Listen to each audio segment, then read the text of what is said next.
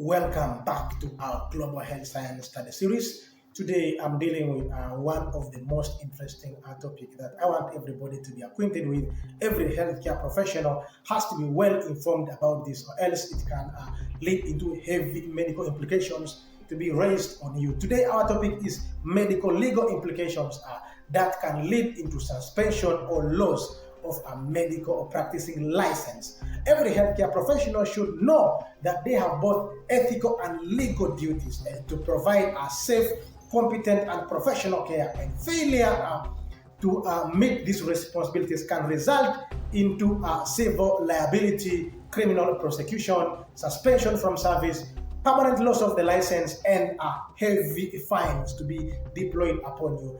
Every healthcare professional is governed by the medical law through our medical ethical principles and code of conduct, which may include respect of patients' autonomy, beneficence, non-malfeasance, and justice, fair justice for all medical patients. Then I want to let you know that there are common medical violations that can tantamount into those heavy implications to be raised upon you. Number one, medical negligence. Medical negligence occurs when a medical healthcare professional fails to provide standard care, and that can finally result into harm of the patient. And in so doing, examples of this may include wrong diagnosis, delayed diagnosis, medical errors that can come into maybe poor reporting in the laboratory, then of course wrong drug administration routes, and also wrong blood transfusions. Failure to monitor critically ill patients can tantamount into heavy fines being spoken about you. But before I go and talk about this into details, first have a look at this video. Then finally, after, we shall continue from there. Thank you, Dalton, and good morning to our viewers. This is the weekly court tracker where we get to bring you up to speed on the latest developments from court cases. So as you rightly said, we go negligence first, and this time medical negligence. So Chivuli Hospital has been ordered to pay 147 million shillings to a mother of a baby who suffered death under the watch of the hospital and its staff due to what Justice Boneteko termed as medical negligence. So this negligence... Welcome back from that short skit. As you have seen, loss of millions of money at once. Such amount of money is actually not something that you just lose at once. So let's take watch on our actions, on how we decide, and what really we are called to do. So we are continuing to the second one called gross negligence. This is extreme departure from expected standards of care. For example, this may include like operating while intoxicated, when you're drunk. Remember, we are stated that do not be drunk while on duty or while on emergency call. When you're going to be called to be on duty, please don't be intoxicated, because this is gross negligence. Then we continue to the next one that they say ignoring life-threatening emergencies is another example of gross negligence. If you ignore emergencies that you see are life-threatening, this might cost you a lot. Then of course, we also see what they call performing surgery on a wrong patient. Imagine it is you whom they are performing a surgery, and it is not your condition. Possibly this can lead into serious implications. Then we see what they call leaving surgical instruments in a patient. This is majorly for the surgeons. Let's take watch. Let's count everything before the procedure and after the procedure to be sure that everything you've used is actually removed from the patient. That one should actually be taken into consideration for the nurses and the doctors and the surgeons that are performing this procedure, practicing without the practicing license. This is a practicing license is mandatory for every healthcare professional, and you should always renew it whenever it goes out of its renewal period. And practicing without it is very wrong, and it's very dangerous for you. When you're caught, it can actually lead into several implications upon you. That may even include suspension from duty, or even criminal prosecution can be handled upon you. Depends on how the court of law will consider your case. Then the fourth one is a breach of patient's confidentiality. This actually is airing out patient's information without a patient's consent.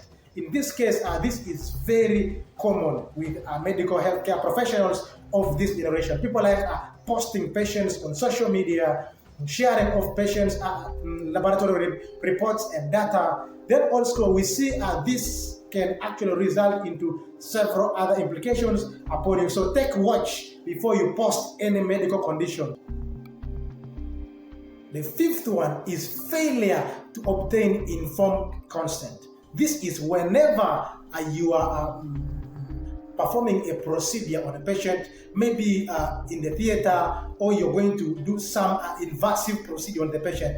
Make sure that the patient has consented, not verbally, but on a written note. Remember, whatever is not written has not been done. If a patient consents verbally and anything happens to the patient, and the patient says you did not make them to consent, they are right, and there is no way you as a medical professional can defend yourself. So make sure every consent by the patient is written down and noted.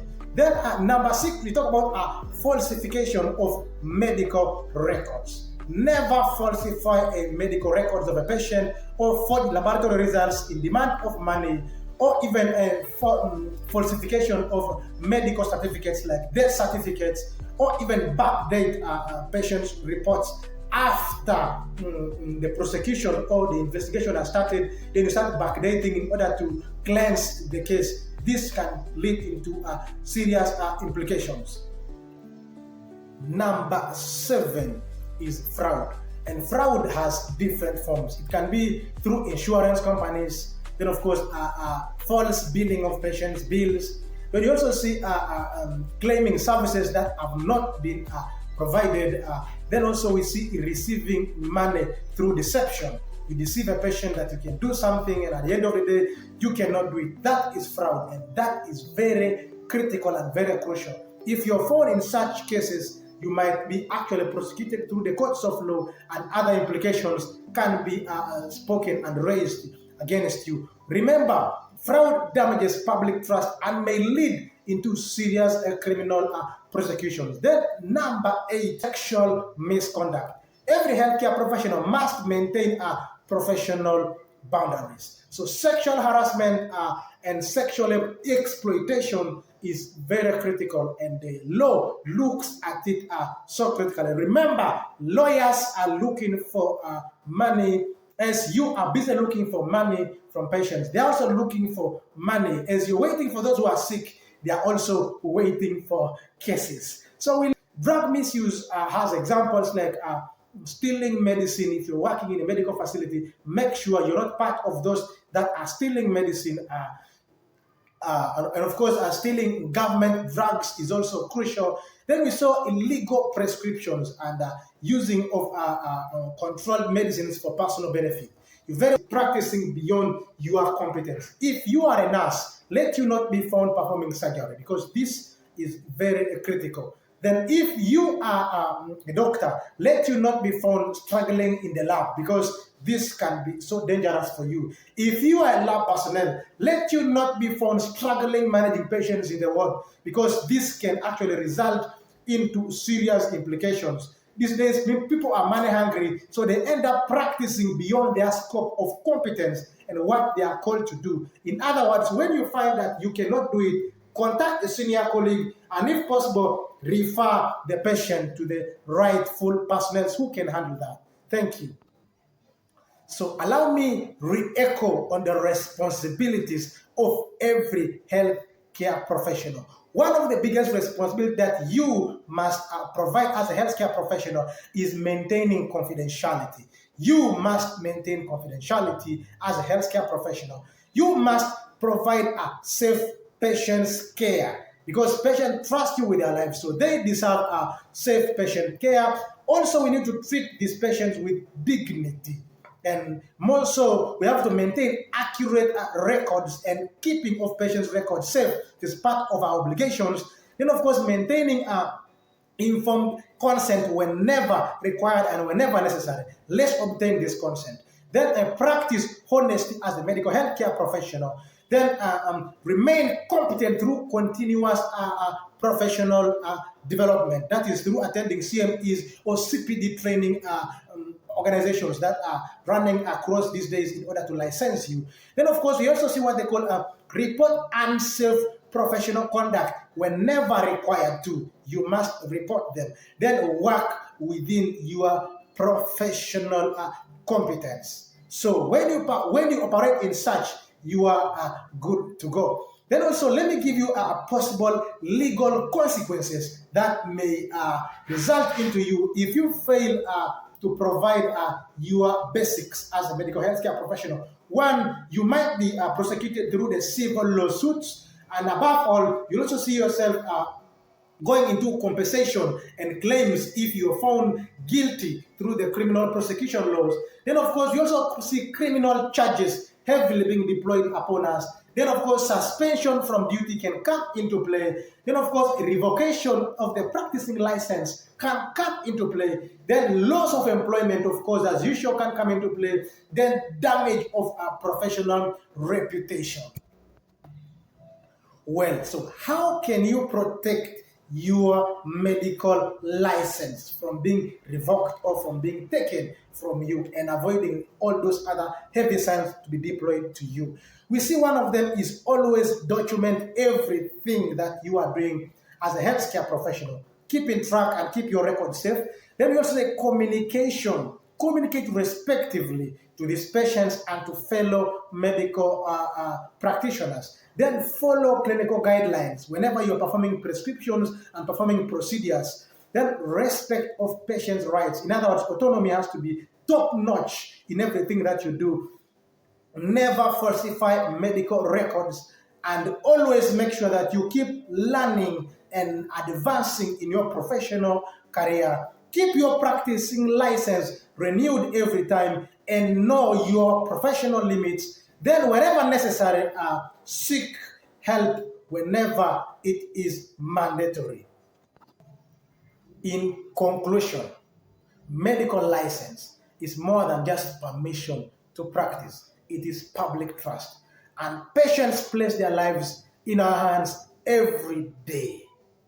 Remember, every day they put their lives in our hands. So thanks for watching. If this video has been so helpful, kindly subscribe to this YouTube channel and share with your colleagues. I am always Andrew Charles Itorot, always willing to provide to you at our Global Health Science Study Series. We are always directed to make you stay informed, ethically continue promoting good healthcare to every level and every cadre. So today, keep track of this video, forward it to other people, forward it to every other group that this will actually make sense. Thank you so much.